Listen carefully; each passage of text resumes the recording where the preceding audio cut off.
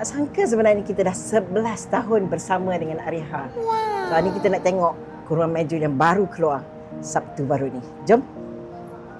Assalamualaikum. Apa khabar Azim? Masya Allah, Alhamdulillah. Sehat. Alhamdulillah.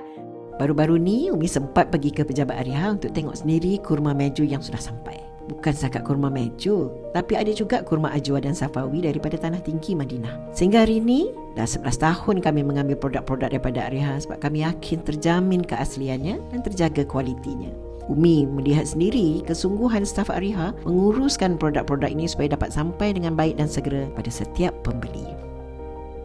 Allah bagi peluang kat kita tengok tu kurma turun daripada kontena terus. Kami sangat-sangat menyeru kepada semua sahabat-sahabat untuk membeli produk ini, kurma meju olive oil ni daripada Ariha melalui Raudatus Sakinah. Sebabnya tuan-tuan perempuan akan tenang dan akan rasa yakin terhadap apa yang tuan-tuan perempuan keluarkan daripada harta kalian untuk membantu selain daripada rakyat Palestin, bahkan membantu anak-anak kami di Raudatus Sakinah.